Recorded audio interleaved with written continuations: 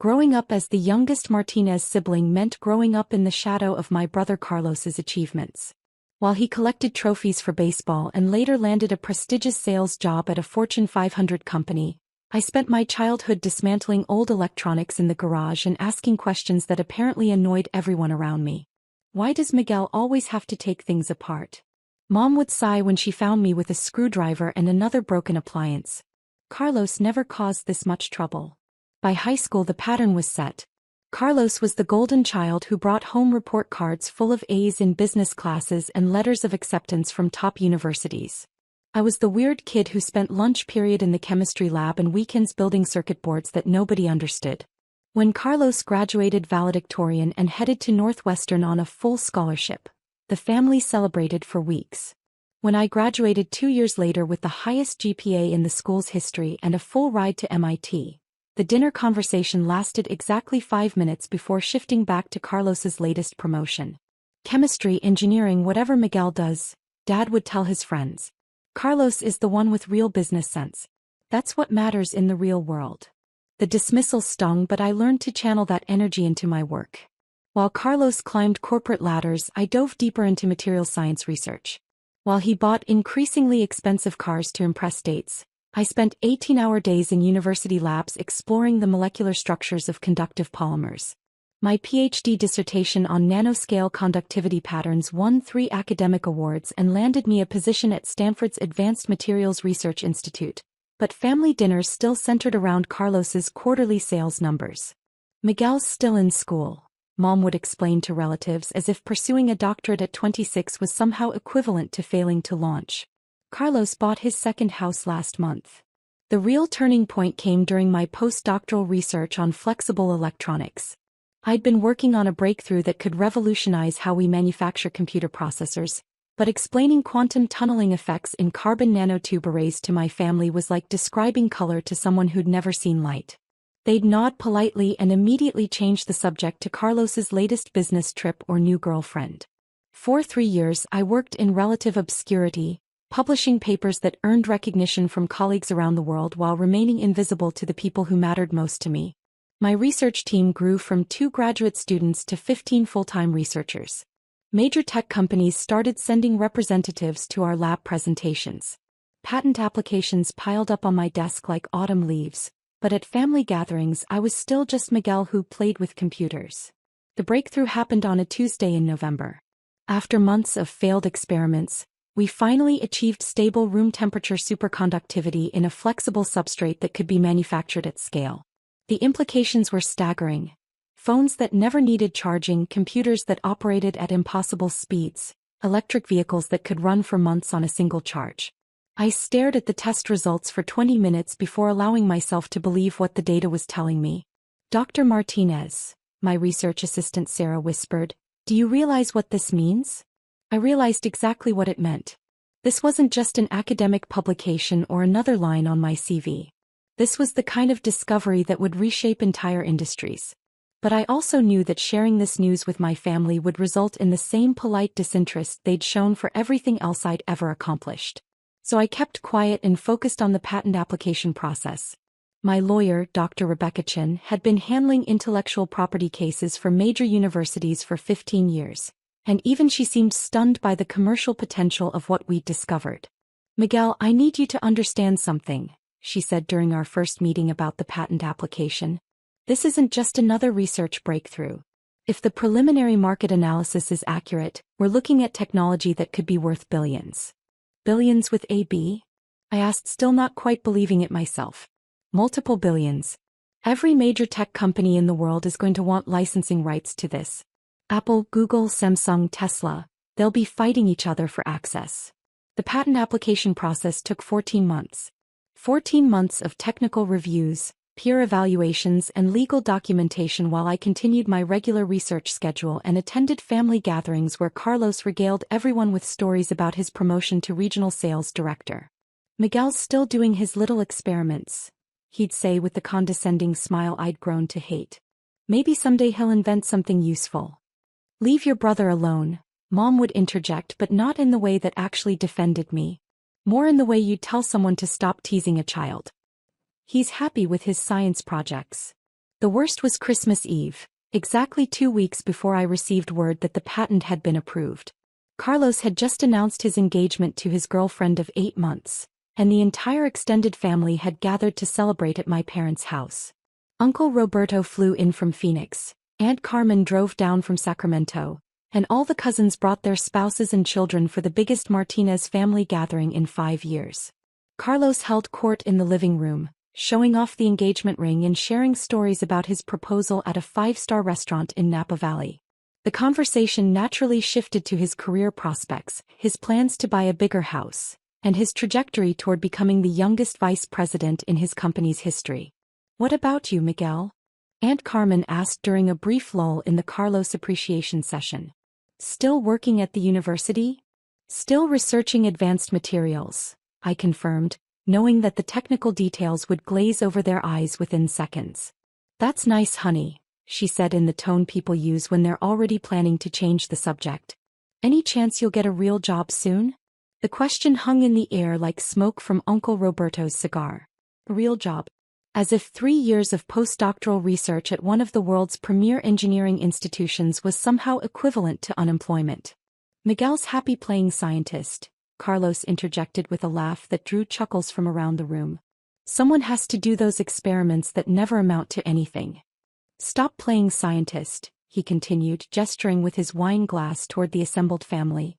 "Your experiments are embarrassing the family. Here I am trying to build a serious reputation in business, and my little brother is still mixing chemicals like he's in high school." Everyone chuckled appreciatively at Carlos's performance. Even Mom smiled, though she made a half-hearted attempt to shush him. Dad nodded along as if Carlos had made a particularly insightful observation about my life choices. I looked around the room at the faces of people who'd known me for 31 years and realized they genuinely saw me as the family eccentric who'd never quite figured out how to be successful in the real world. Carlos had crafted a narrative where I was the perpetual student, the dreamer who would never amount to anything practical or profitable, and everyone had simply accepted it as fact. "You're right to be concerned," I said quietly, setting down my eggnog and allowing the conversation to flow back to Carlos's engagement plans and career trajectory. But inside I was counting down the days until the patent office call that I knew was coming. 2 weeks later, I was sitting in my Stanford office reviewing research proposals when my phone rang with a number I'd been expecting for months. "Dr. Martinez, this is Patricia Williams from the United States Patent and Trademark Office. I'm calling with excellent news about patent application US 20231247891A1. My heart rate spiked, but I kept my voice level. "I'm listening. Your application for room temperature superconducting flexible substrates and manufacturing methods has been approved with full claims protection. Congratulations, Dr. Martinez. This is one of the most significant technological breakthroughs we've processed this decade." I closed my eyes and felt 3 years of work crystallize into this single moment. "Thank you. What's the timeline for publication?" "The patent will be published next week, but I should mention that word has already leaked to the industry. My colleague in licensing tells me that Apple, Google, and Microsoft have already submitted preliminary licensing inquiries. The initial market analysis suggests commercial applications worth billions of dollars. Could you be more specific about the projections?" "Dr. Martinez, based on the preliminary industry response, licensing agreements for this technology could exceed $5 billion in the first year alone. Samsung and Tesla are reportedly preparing competing offers in the $5.2 billion range just for exclusive manufacturing rights." I thanked Patricia and hung up the phone, then sat in my office chair staring at the wall for 10 minutes while the reality of the situation settled over me. In less than a week, I would go from being the family disappointment who played scientist to holding patents worth more than most small countries' GDP. But first, I had a family dinner to attend. Carlos had organized a celebration dinner at Mom and Dad's house to announce that his company had promoted him to Vice President of West Coast Sales, making him the youngest VP in company history. The whole family was invited to celebrate this latest milestone in his meteoric rise through corporate America. I arrived exactly on time, bringing flowers for Mom and a bottle of Carlos's favorite wine. The house was full of the same relatives who'd witnessed my humiliation at Christmas, all gathered to hear about Carlos's latest achievement. "Miguel," Mom exclaimed, accepting the flowers with the same surprised delight she always showed when I remembered social niceties. Carlos is going to tell everyone about his promotion. Looking forward to it, I said, taking my usual seat at the far end of the dining room table while Carlos positioned himself at the head like a CEO addressing his board of directors. For 20 minutes, Carlos held court describing his new responsibilities, his salary increase, his corner office with a view of downtown San Francisco, and his plans to expand the West Coast sales territory. Everyone listened with rapt attention, asking follow-up questions and offering congratulations that felt genuinely enthusiastic. To be completely honest, Carlos said, leaning back in his chair with the confidence of someone who'd never experienced professional failure, I always knew I'd be successful. It just takes focus, ambition, and understanding what really matters in business. Not like some people who waste time on hobbies that never lead anywhere, he continued, glancing in my direction with a smirk. But hey, everyone needs a dreamer in the family, right? The assembled relatives chuckled politely. Uncle Roberto raised his wine glass in a toast to Carlos's achievement, and everyone joined in while I sipped my water and checked my watch. What about you, Miguel? Cousin Diana asked during the brief lull after toasts. Any updates from your lab? Actually, yes, I said, pulling out my phone as it began ringing with Patricia Williams' number. Could you excuse me? This should be quick. I stepped into the kitchen and answered on the second ring. Dr. Martinez, this is Patricia Williams from the patent office again. I hope I'm not calling at a bad time, but I wanted to update you on a development. Google, Apple, and Microsoft have submitted a joint licensing offer of $5.2 billion for exclusive manufacturing rights to your superconducting substrate technology. They're requesting an immediate response. I looked through the kitchen doorway at my family, still gathered around Carlos as he described his plans to buy a vacation home in Tahoe. Could you hold for just one moment, Patricia? Of course, Dr. Martinez. I walked back to the dining room, phone in hand, as Carlos was explaining how his promotion positioned him to eventually run the entire company. Sorry to interrupt, I said, looking directly at Carlos. But I need to take this call from the patent office. Carlos rolled his eyes. Can't your science homework wait until after dinner? It's not homework, I said, putting the phone on speaker. Patricia, could you repeat what you just told me? I'd like my family to hear this. Patricia's voice filled the dining room with professional clarity. Certainly, Dr. Martinez. I was informing you that tech giants Google, Apple, and Microsoft have submitted a joint licensing offer of $5.2 billion for exclusive manufacturing rights to your room temperature superconducting substrate technology. They're characterizing it as the most significant breakthrough in materials science in 50 years and want to begin manufacturing immediately. The dining room fell completely silent. Carlos's wine glass stopped halfway to his mouth. Mom's fork froze over her salad. Dad's confident smile evaporated like morning mist. $5.2 billion? Aunt Carmen whispered. With AB, Patricia confirmed through the speakerphone. Dr. Martinez, I should also mention that Samsung and Tesla have indicated they'll be submitting competing offers by tomorrow morning.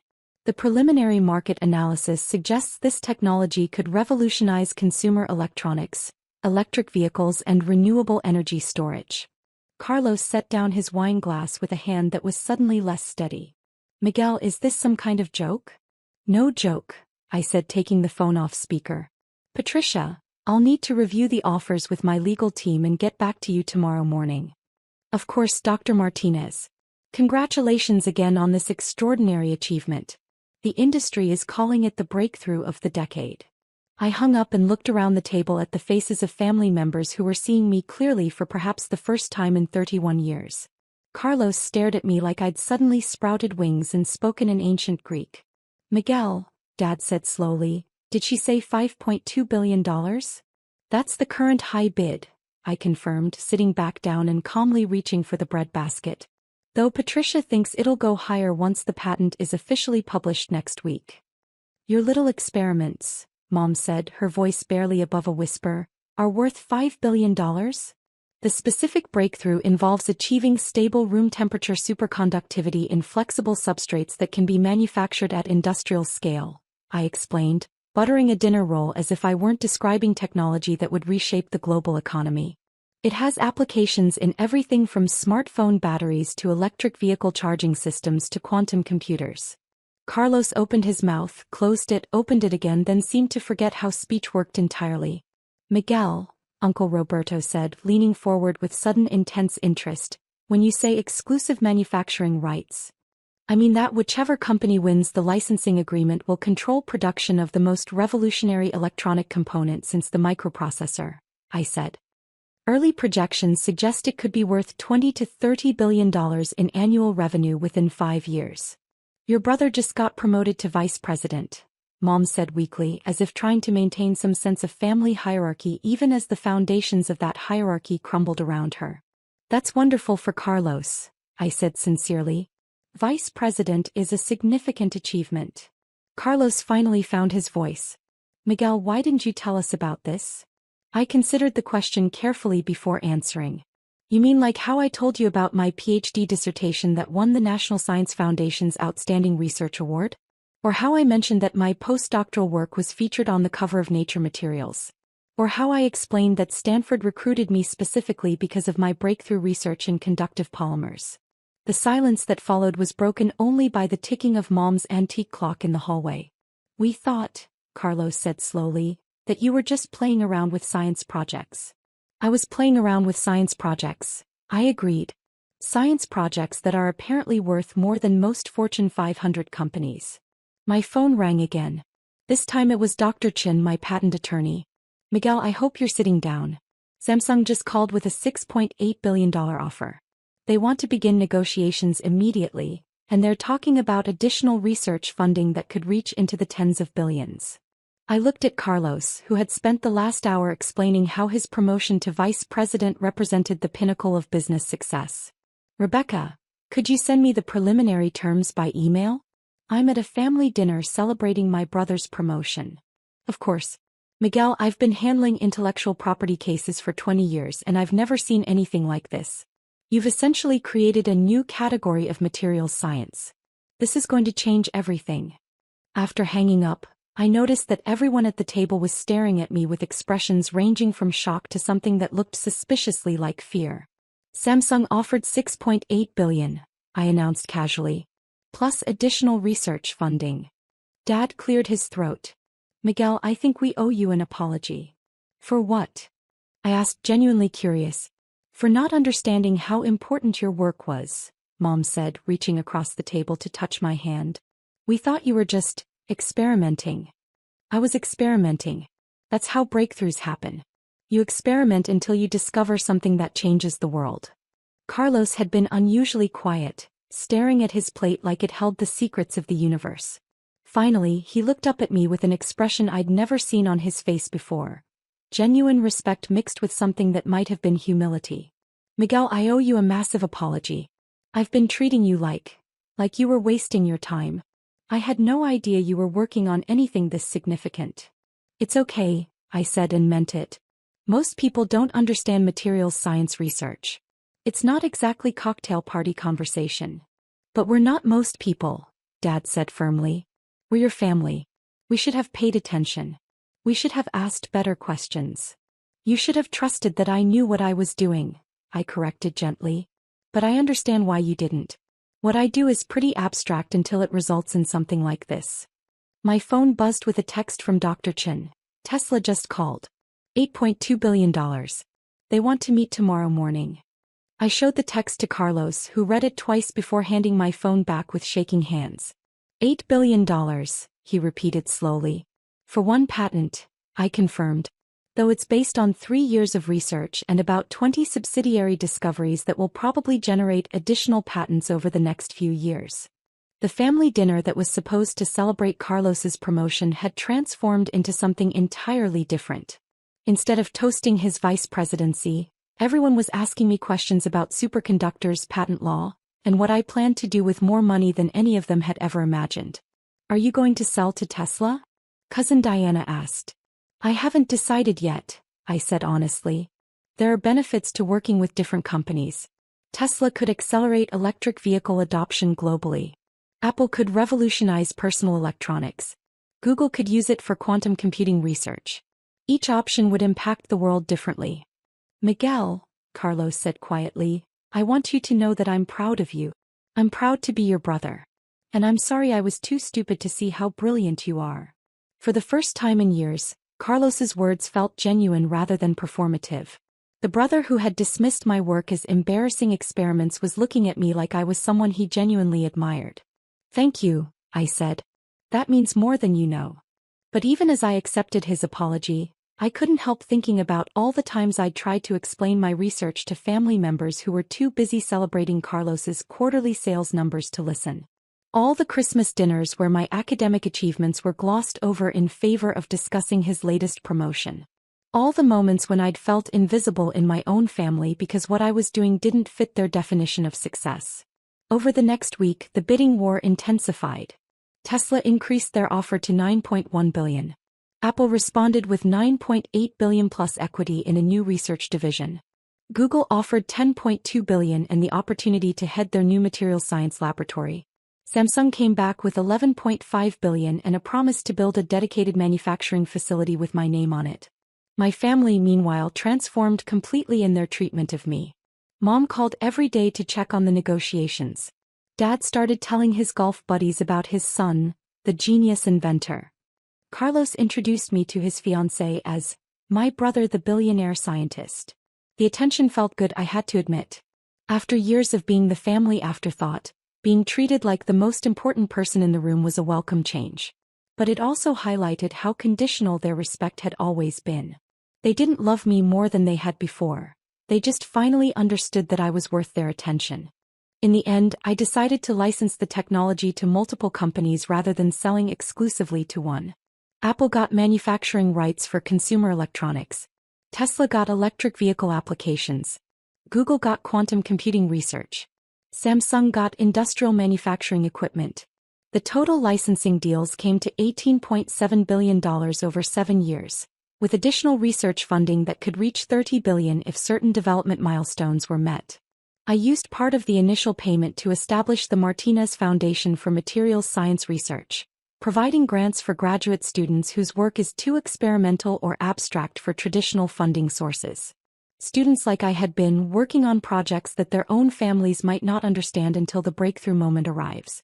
Carlos's promotion to vice president was still a significant achievement, and I made sure to celebrate it properly at our next family gathering. But the dynamics had shifted permanently. I was no longer the kid brother who played scientist, while Carlos achieved real success in the business world. I was Dr. Miguel Martinez, holder of patents worth nearly $20 billion, whose experimental research had fundamentally changed how the world would manufacture electronic devices for the next 50 years. And Carlos, to his credit, never again suggested that I should stop playing scientist and get a real job. The family had finally learned that sometimes the most important breakthroughs come from the people they least expect, working on projects they don't understand, in pursuit of discoveries that will change everything. Sometimes the person mixing chemicals in the garage grows up to reshape the global economy. Sometimes playing scientist is the most serious work of all.